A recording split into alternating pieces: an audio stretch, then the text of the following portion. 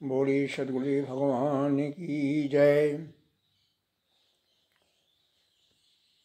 आज हम शरीर की जो 3 अवस्थाएं होती हैं, जागृति, स्वप्न और सुषुप्ति,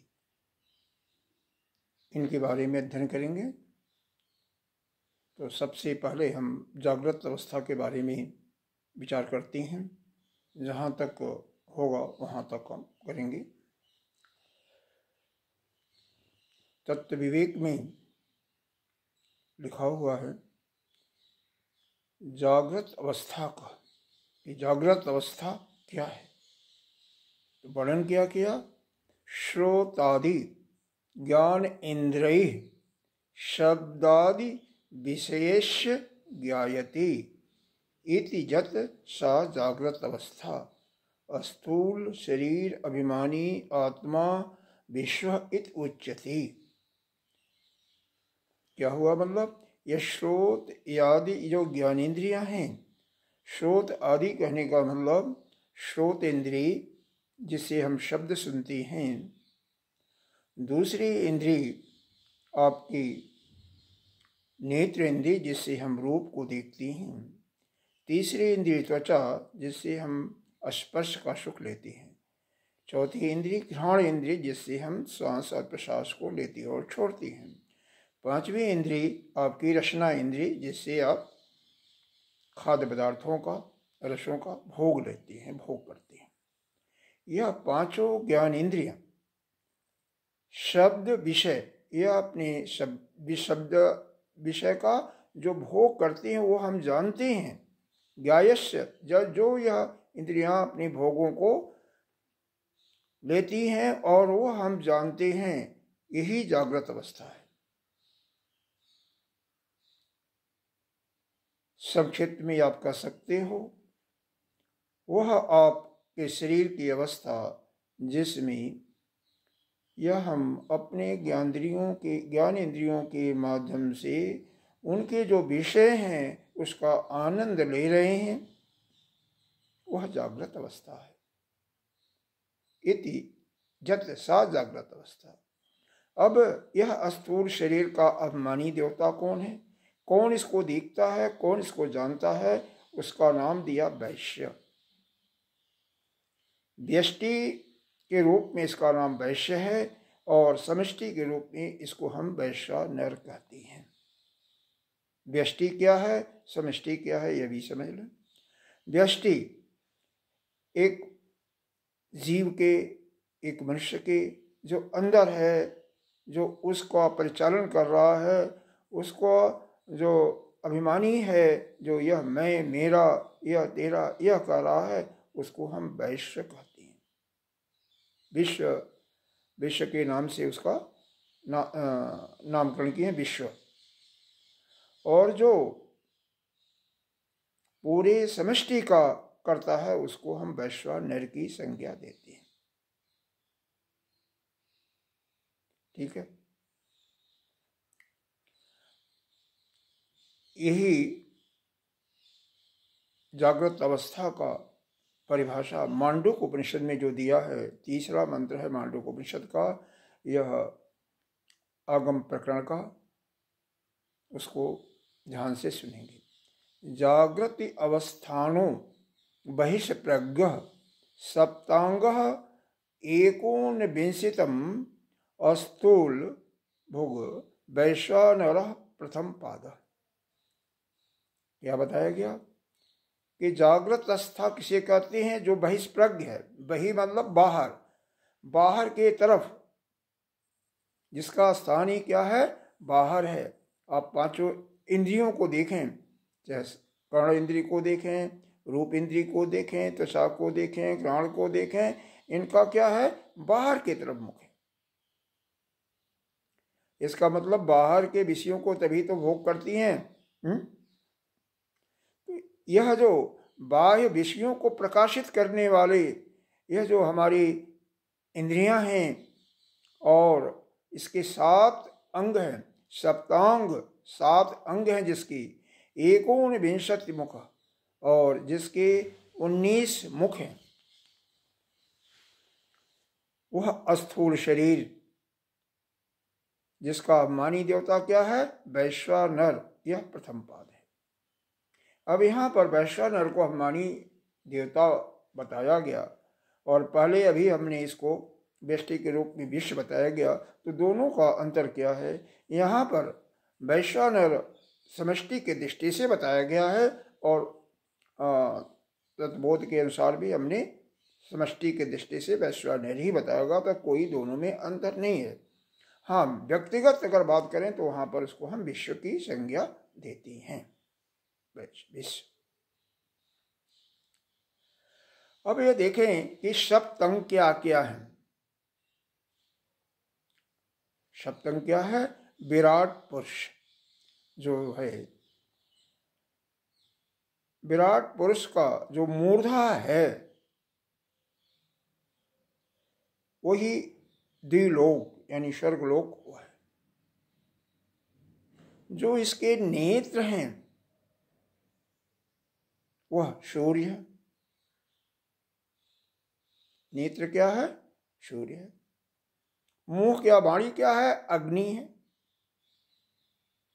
इसका देह शरीर क्या है? तो कहते हैं इसका देह ही जो है आकाश है। जो मध्य स्थान है वही आकाश है। और इसके जो प्राण हैं, प्राणों को किससे तुलना किया कि वह वायु है। प्राण कौन है? 5 कल बताया था। प्राण, अपान, समान, व्यान और उदान। इनके कार्य को पुनः एक बार समझ लें। प्राण का काम यह है कि सभी चारों प्राणों पर तो कंट्रोल रखता ही है, पूरे शरीर का कंट्रोल तो रखता ही है, साथ ही साथ श्वास का आना, जिसको श्वास कहते हो, प्रश्वास सांस को बाहर निकालना, इसकी क्रिया को सुचारू रूप से करता है। आप सो जाएंगे तो भी यह श्वास आपकी चलती ही रहती है, कभी बंद नहीं, अनवरत काम करती रहती है।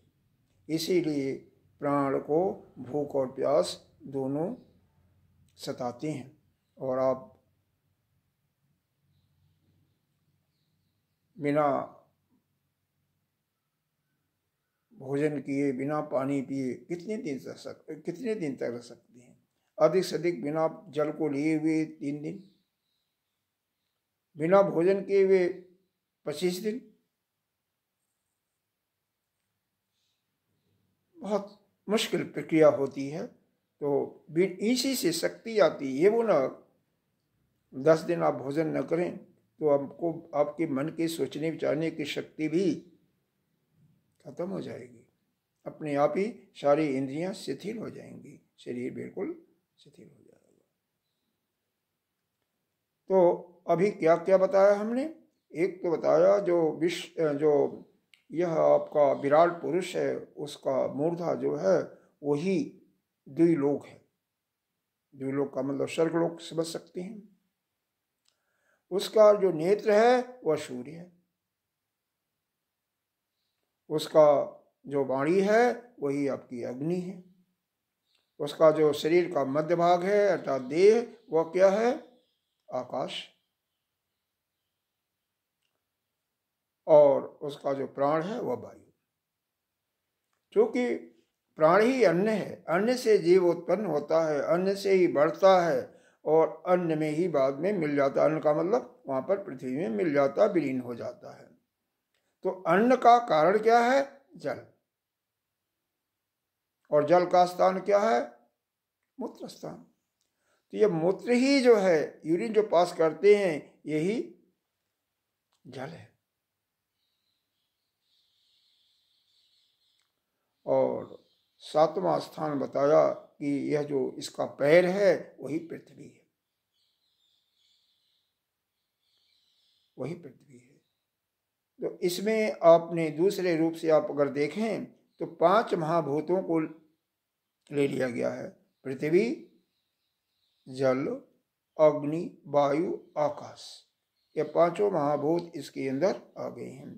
और एक आकाश और एक आपका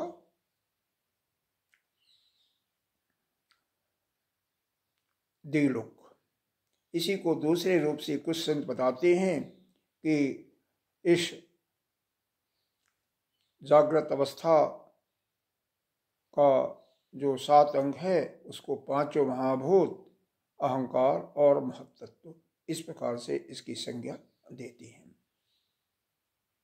खैर अपना अपना नजरिया है, लेकिन मांडुक्य उपनिषद के अनुसार यह आपके 7 अंग हैं।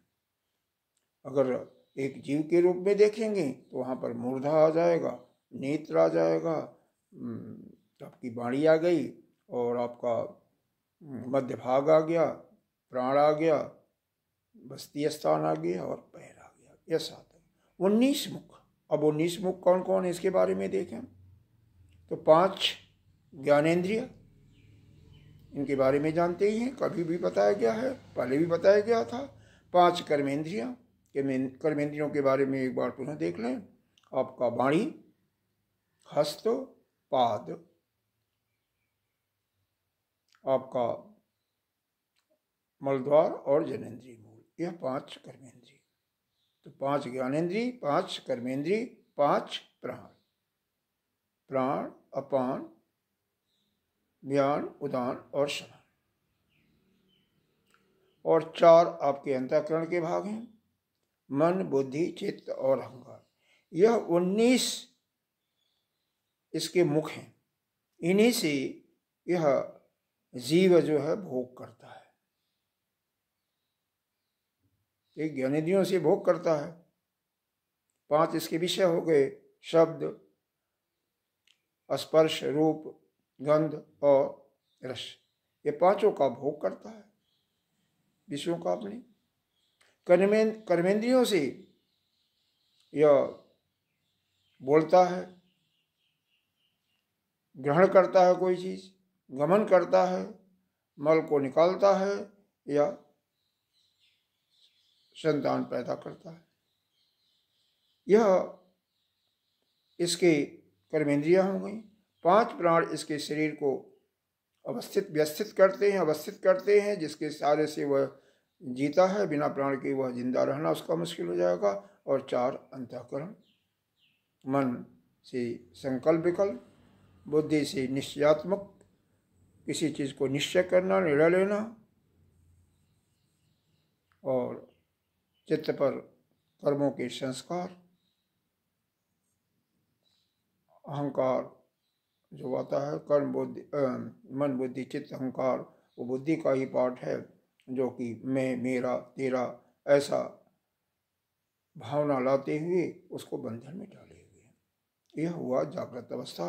मांडुक्य उपनिषद का केवल शब्दों का अर्थ हमने लिया है, उसकी व्याख्या में अगर जाएंगे तो बहुत समय लगेगा। बस इतना ही आप समझें कि इस शरीर का जो स्थूल शरीर है, इसकी जो ज्ञानेंद्रियां हैं, यह चाहे वह श्रोत को लें, चाहे वाणी, चाहे रचना को लें, वह अपने विषयों का भोग करती रहती हैं। जिस समय उनको यह जानकारी होती है कि मैं विषयों का भोग कर रही हूँ और करती हैं, उसी को हम कहते हैं जागृत अवस्था।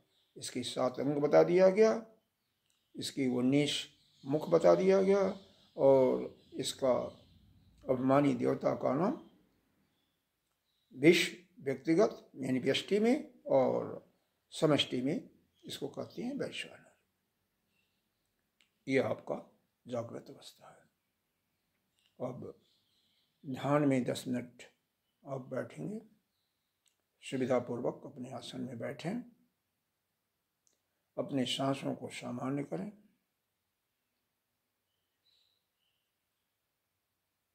तीन बार ओम ध्वनि, 2 एक के अनुपात में श्वास भरें।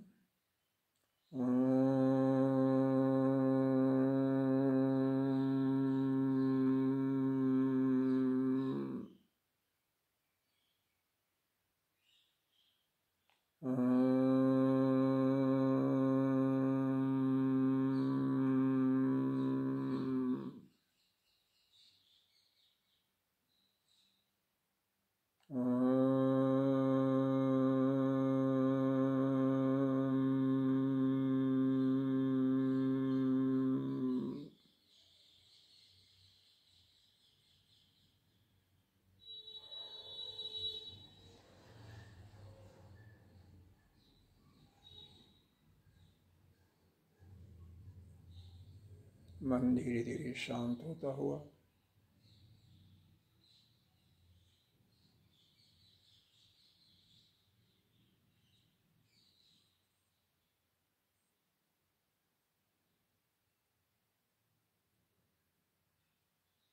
ध्यान की क्रिया हमारे विद्यार्थियों के लिए, बच्चों के लिए विशेष लाभप्रद होता है। जो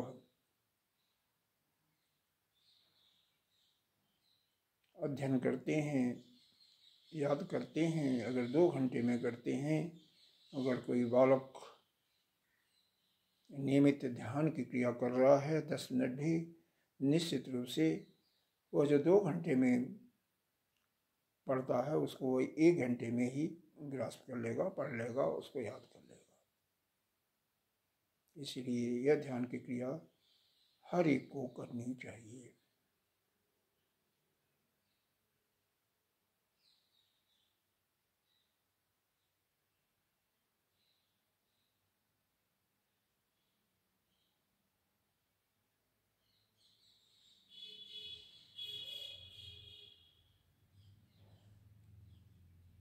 अपने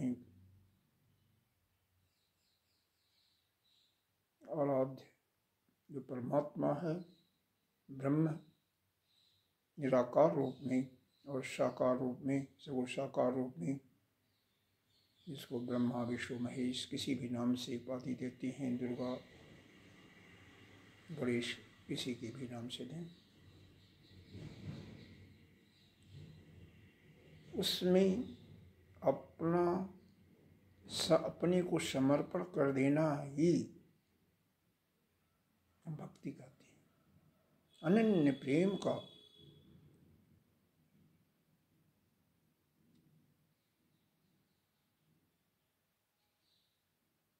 अनुभव करना, प्रेम किसी भी, चाहे वस्तु हो चाहे जीव हो, जिसमें लेने की इच्छा न हो, केवल देने की इच्छा हो, समर्पण कर देना पूर्ण रूप से, उसी को प्रेम कहते हैं। अगर आपका अपने प्रभु पर, आराध्य पर विश्वास है तो आपको कहीं भी किसी से भी डर नहीं लगेगा, आप अभय हो जाएंगे, क्योंकि आपका सहारा है, एक है ना, उस पर पूरा विश्वास है, क्योंकि आप उसको अपने को समर्पित कर दिए हैं। जिसी प्रकार से जैसे एक छोटा बालक माँ को समर्पित कर देता है, माँ मारती भी है तो भी वो बच्चा कोई कुछ कहेगा तो माँ के पास ही दौड़ करके आता है और उसके गोद में ही छिप जाता है। उसी प्रकार से हमें भी पूरा विश्वास अपने ईश्वर पर और अपने गुरु पर होना चाहिए। हमारा सद्गुरु या हमारा ईश्वर निश्चित रूप से पग पग पर हमारा ध्यान रखता है और हमारी रक्षा भी करता है।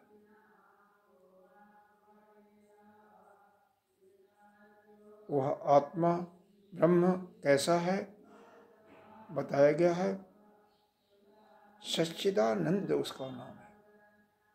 सत, इसको संधि विच्छेद करेंगे तो सत धन चित धन आनंद। सत क्या है? सत का मतलब है एग्जिस्टेंस। तो यहाँ पर इसका तीनों काल, भूत भविष्य वर्तमान, तीनों समय अगर कोई है तो उसी को कहते हैं सत। और साथ ही वह यहाँ भी है, भारत में भी है तो अमेरिका में भी है। अगर पुस्तक में है तो समुद्र में भी है, मतलब सर्वत्र व्याप्त है पूरे ब्रह्मांड में। देश काल और वस्तु से जो अपरिच्छिन्न है वही ब्रह्म है, वही सत है। सत का मतलब क्या हुआ? देश काल वस्तु से अपरिच्छिन्न। चित्त का मतलब ज्ञान स्वरूपा, प्रकाश स्वरूपा, और आनंद सुख, हमेशा सुख। जो अत्यंतिक सुख का अनुभव कर रहा है, आनंद का अनुभव कर रहा है, और उसके पास तो दुख की है ही नहीं, अत्यंतिक दुख की बात ही नहीं, हमेशा न तो कभी भी दुख नहीं, केवल आनंद ही आनंद है। उसी अवस्था को, वही सच्चिदानंद है। और यह ज्ञान का जो मार्ग हम लोग अनुसरण कर रहे हैं, इससे वही अत्यंतिक सुख की प्राप्ति हमें होगी। और यह जो जन्म मरण का बंधन है, इससे हम छुटकारा पा सकते हैं। कब? जब हमें यह ज्ञान हो जाएगा, तो अपने आप अज्ञान की निवृत्ति हो जाएगी कि हम क्या ज्ञान है, कि हम ही ब्रह्म हैं। यह मांडूक्योपनिषद का ही यह महावाक्य है, जो कि अथर्ववेद से, अथर्ववेद का ही एक भाग है मांडूक्योपनिषद, कि अहम ब्रह्मास्मि, हमें ब्रह्म है। ओम ही ब्रह्म है। इस संसार के जितने भी पदार्थ हैं, सभी ओम के नाम से हैं, और वही ब्रह्म है। दूसरे शब्दों में कह सकते हो कि ब्रह्म अभिधेय है, और उसको प्रदर्शित करने वाला अभिधान के रूप में ओम शब्द है। ओम ही ब्रह्म विश्व महेश, तीनों इसी में स्थित हैं। हमारी तीनों अवस्थाएं, जागृत स्वप्न सुषुप्ति अवस्थाएं इसी में हैं। ऐसा बारंबार मन में दोहराएं।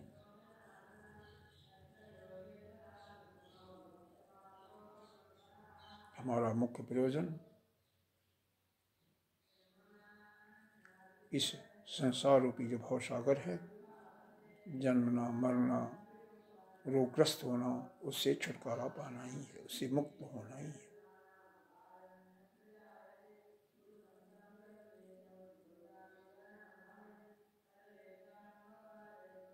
एक बार ओम ध्वनि, उसके बाद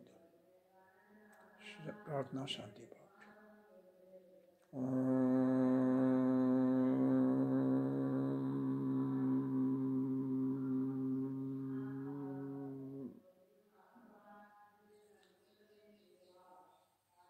सर्वे भवन्तु सुखिनः, सर्वे सन्तु निरामयाः, सर्वे भद्राणि पश्यन्तु, मा कश्चित् दुःखभाग् भवेत्।